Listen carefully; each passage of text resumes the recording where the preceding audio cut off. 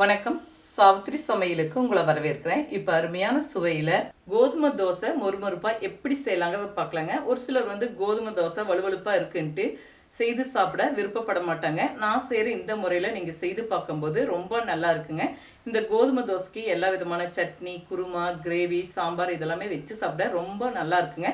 அது மட்டும் இல்லாமல் காரசாரமான சட்னி இந்த கோதுமை தோசை கூட தொட்டு சாப்பிட ரொம்ப டேஸ்ட்டாக இருக்கும். இந்த தோசை எப்படி செய்யலாங்கிறத பார்க்கலாம் வாங்க. இப்போ வீடியோக்குள்ளே போகலாம். இப்போ கோதுமை தோசை செய்யறதுக்குங்க 2 கப் அளவுக்கு கோதுமை மாவு. எந்த கப்பில் கோதுமை மாவு எடுத்தோமோ அதே கப் அளவில் அரை கப் அளவுக்கு அரிசி மாவு, கடையில் வாங்கின பச்சரிசி மாவு தாங்க. இப்போ தோசைக்கு தேவையான அளவுக்கு உப்பு,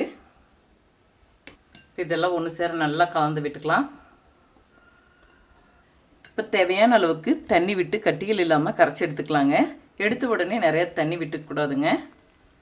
எந்த கப்பில் நம்ம கோதுமை வளர்ந்தோமோ அதில் 1 கப்பு, 1.5 கப்பு, அதுக்கப்புறம் 2 கப்பு இந்த மாதிரி கலந்துக்கும் போது உங்களுக்கு சரியாக இருக்கும். கட்டிகள் இல்லாமல் நல்லா கரைச்சி எடுத்துக்கலாம்.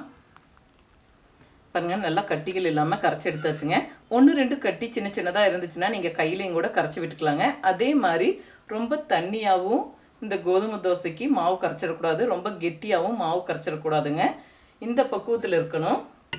கட்டிகள் இல்லாமல் இந்த பக்குவத்துக்கு இருக்கும்போது தாங்க தோசை ஊற்றும் போது நல்லா சன்னமாகவும் ஊற்றலாம், அதே மாதிரி சூப்பராக வரும். இப்போ தோசைக்கல் காஞ்சிருச்சுங்க. கரைச்சி வச்சுருக்கிற கோதுமை மாவை ஊற்றிக்கலாம்.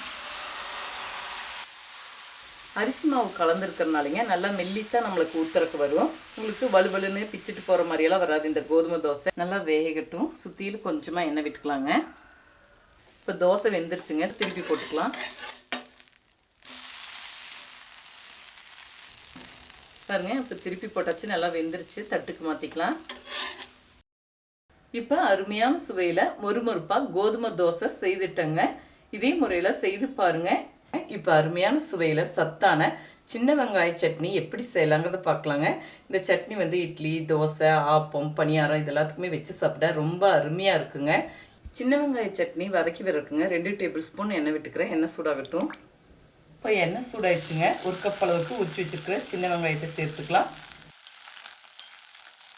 சின்ன வெங்காயம் வதங்குறது கூடவே இது கூடவே 5-6 பல் பூண்டு சேர்த்துக்கலாம். சின்ன வெங்காயம் பூண்டு பல் ஓரளவுக்கு வதங்கிட்டு இருக்குங்க. இது கூடவே காரத்துக்கு தேவையான வரமிளகாய் சேர்த்துக்கலாம். நான் காரத்துக்கு 6 வரமிளகாய் எடுத்துருக்கேங்க. அவங்கவுங்க காரத்துக்கு தகுந்த அளவு வரமிளகாய் சேர்த்துக்கலாம். இப்போ இதெல்லாம் நல்லா வதங்கிடுச்சுங்க. இது கூடவே சின்ன சைஸில் ஒரு தக்காளி எடுத்திருக்கேன். இதையும் சேர்த்து நல்லா வதக்கி விட்டுக்கலாம். இது கூடவே சிறிதளவு புளி, இதெல்லாம் நல்லா வதங்கிடுச்சுங்க. சூடு ஆற வச்சுக்கலாம். இப்போ சூடு ஆறிடுச்சுங்க. மிக்ஸி ஜாரில் போட்டு அரைச்சி எடுத்துக்கலாம். முதல்ல தண்ணி சேர்க்க மறைச்சிட்டு தண்ணி தேவைப்படும் போது கொஞ்சமாக தண்ணி விட்டு அரைச்சி எடுத்துக்கணும் நைஸாக. சட்னிக்கு தேவையான அளவுக்கு உப்பு சேர்த்துக்கலாம். சட்னி அரைச்சாச்சுங்க. ஒரு பவுலுக்கு மாற்றிக்கலாம். இதுக்கு தாளிதம் சேர்த்துக்கலாங்க. தாளிக்க கொஞ்சமாக எண்ணெய் விட்டுருக்கேங்க. எண்ணெய் சூடாயிடுச்சு. இது கூடவே 1/2 டீஸ்பூன் கடுகு, கடுகு பொரியிறது கூடவே 1/2 டீஸ்பூன் உளுந்து, இது கூட சிறிதளவு கருவேப்பிலை. இப்போ எல்லாமே பொரிஞ்சிருச்சுங்க. தாளிதம் சட்னி கூட சேர்த்துக்கலாம். இப்போ அருமையான சுவையில் சத்தான சின்ன வெங்காய சட்னி செய்துட்டேங்க. இதே முறையில் செய்து பாருங்கள். அடுத்த வீடியோவில் சந்திக்கலாம்.